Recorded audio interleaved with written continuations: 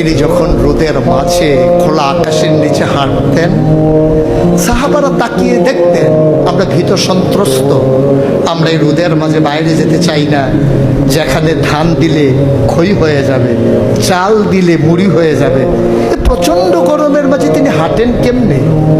অবাক বিশ্বের উপরের দিকে তাকিয়ে দেখতেন নবী হেঁটে যায়, আর নবীর মাথার উপরে একটা মেঘের টুকরা ছায়া হয়ে হয়ে পাশে পাশে যায়। এবড়ো থেবড়ো পাথরগুলোর উপর দিয়ে আমার নবী যখন হাঁটতেন, পাথরের কোনা বের হওয়া পাথরে সবাই হাঁটতে ভয় পেতেন, অথচ নবী সেই এবড়ো থেবড়ো পাথরের উপর দিয়ে হেঁটে যেতেন। তারা চিন্তা করতেন নবীর কদমের নিচে এই শক্ত পাথর পড়লে উনি কি ব্যথা পান না? পরীক্ষা করার জন্যে পেছনে পেছনে অনেকেই দৌড়াতেন। দৌড়ে দৌড়ে নবীর কদম মুবারকের নিচে যে পাথর পড়ে গিয়েছিল ওরা হাতে তুলে দেখতেন নবীর কদমের সম্মানে শক্ত পাথর তুলার মতো নরম হয়ে গেছে। এ নবী আমার, এ নবী আপনার নবী, এ নবী আমাদের নবী। আমরা প্রাউড ফিল করি।